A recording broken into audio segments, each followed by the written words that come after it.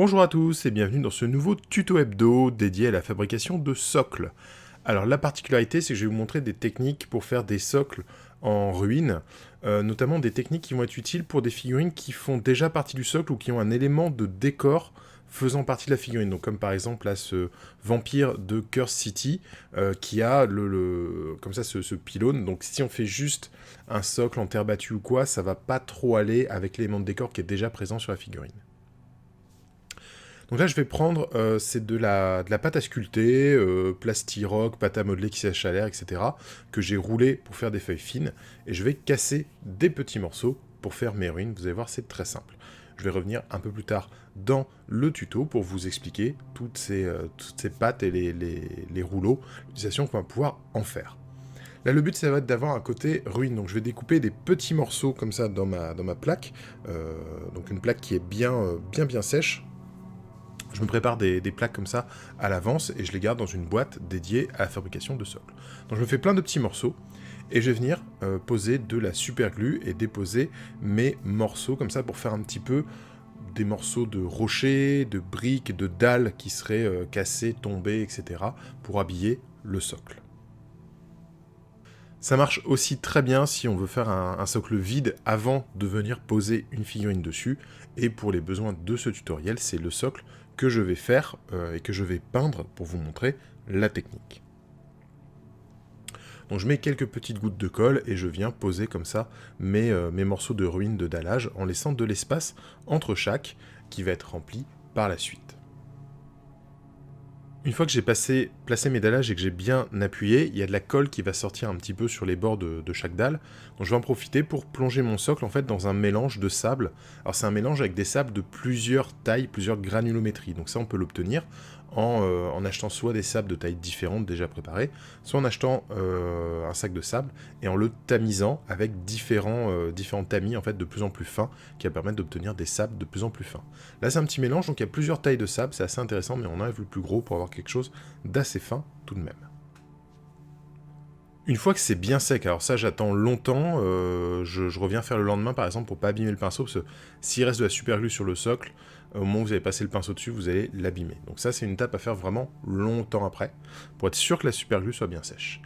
Je vais prendre du Stirland Mud, donc c'est une Technicolor de Games Workshop, c'est de la texture, c'est une espèce de pâte avec des petits grains, etc. Je vais vous en montrer d'autres, mais là on va faire avec la Games Workshop pour cet exemple. Donc je vais venir comme ça passer la Stirland Mud. Alors j'ai choisi la Stirland Mud pour cette première étape, tout simplement parce qu'elle est fine et onctueuse, on va dire. Vous allez voir par la suite, on va utiliser autre chose pour mettre un petit peu plus de relief.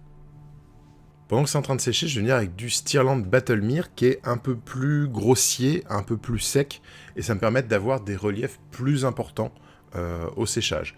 Donc là, à vous de voir, c'est une étape qui n'est pas obligatoire. Vous pouvez faire l'une des deux, les deux mélangés, comme vous voulez. Ça n'a pas d'importance, c'est juste pour avoir des variations dans la texture. Et comme vous pouvez le voir, je suis même venu mettre un petit peu de texture sur les dalles elles-mêmes, hein, pour avoir un petit peu de dépôt, un petit peu de gravier, de poussière, etc. Alors je vais vous montrer ce que j'utilise pour faire ces dalles. Donc là, c'est du Plastiroc de chez Giotto. C'est des pains de 500 grammes, ça coûte aux alentours de 3-4 euros, donc c'est vraiment bon marché. Et des rouleaux de texture de Grains of World. Dans un premier temps, il va falloir étaler la pâte. Alors là, soit vous avez tout le kit de rouleaux de Grains of World, donc moi j'ai pris un rouleau plein, donc c'est un rouleau sans texture qui est parfaitement lisse, qui est vraiment fait pour aplatir la pâte.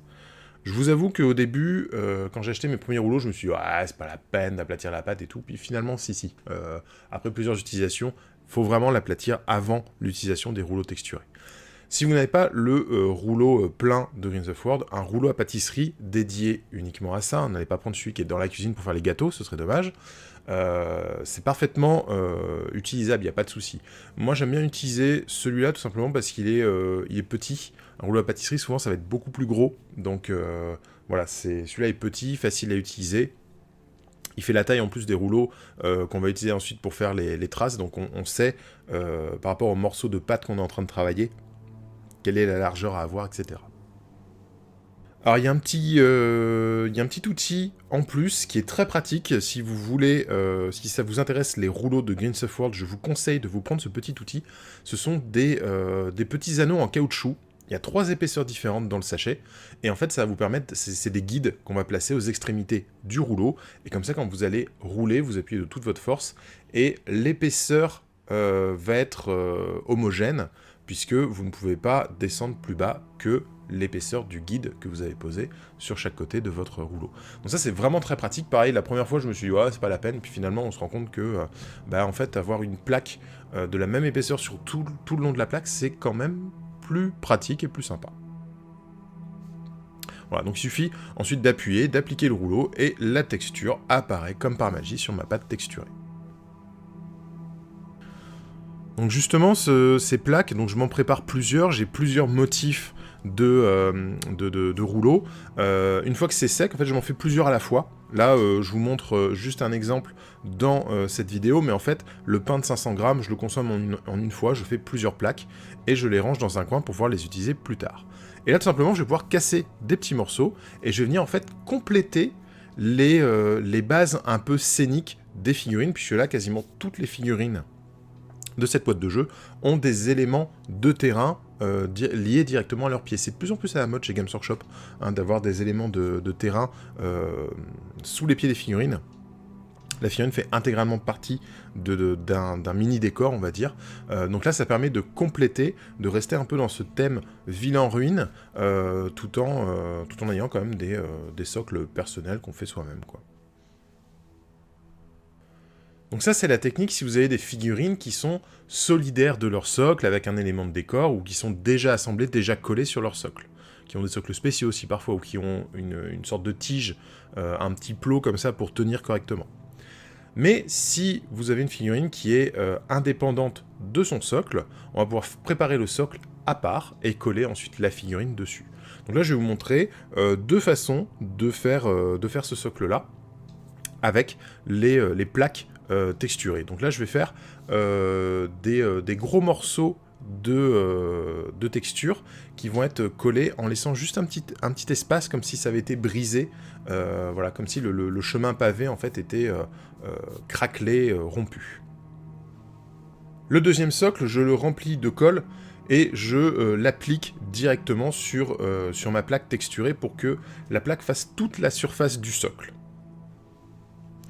Et ensuite, une fois que c'est bien sec et que la colle est bien prise, je vais tout simplement venir casser les bords en exerçant une pression de mon doigt vers le bord du socle, en fait, et le socle va naturellement, en fait, rompre la pâte qui est légèrement friable, légèrement cassante, à l'endroit de sa limite, en fait, tout simplement.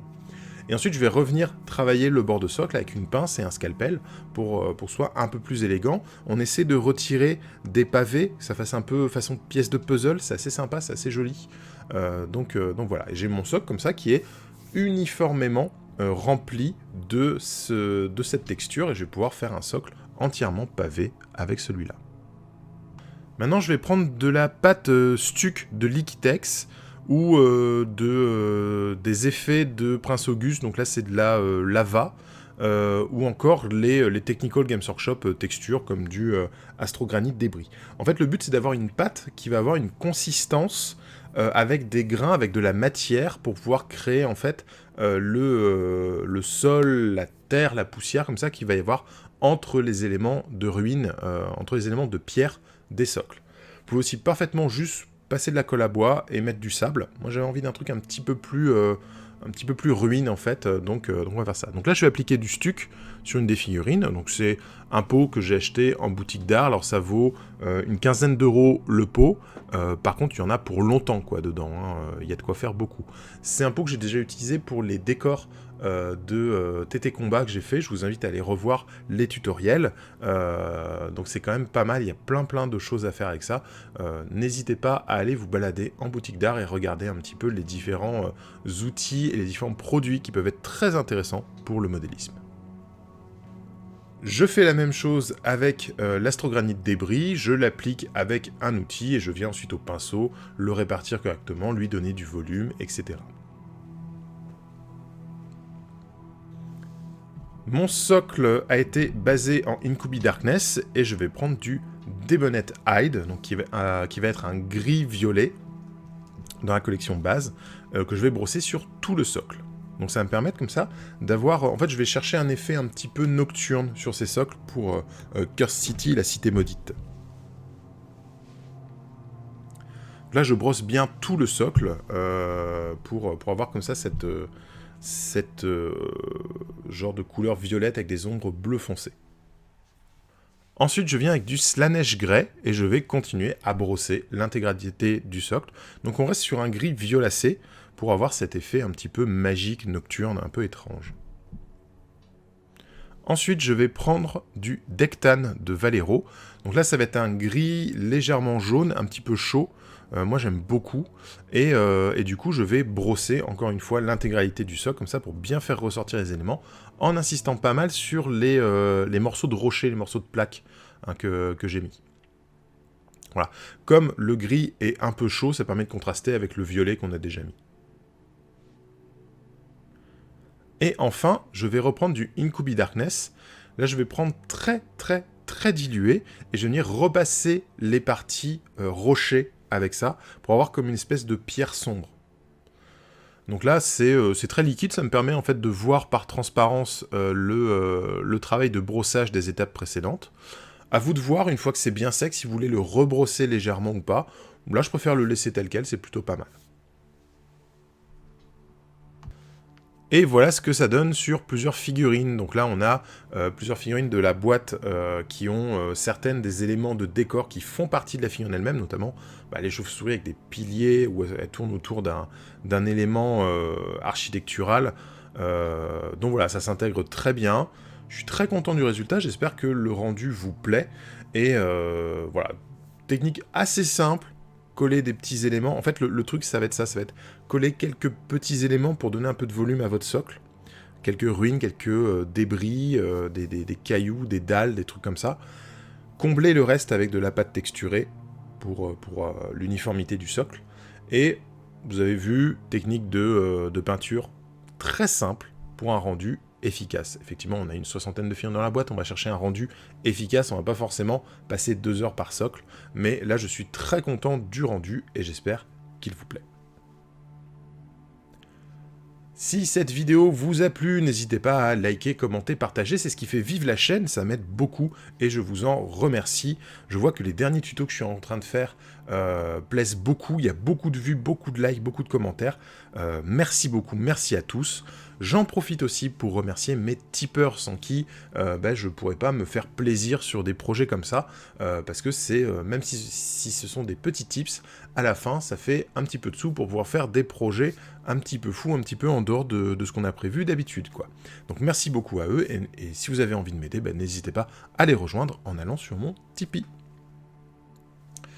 On se retrouve sur les réseaux sociaux, que ce soit sur la page Facebook Grégoric, sur le groupe Facebook des peintres et des joueurs, sur les différents groupes où je traîne. De toute façon, vous pouvez me croiser sur le Discord du Pain et des Jeux ou sur le site internet dupainetdesjeux.fr. Et d'ici là, je vous fais plein de bisous et je vous dis à très bientôt.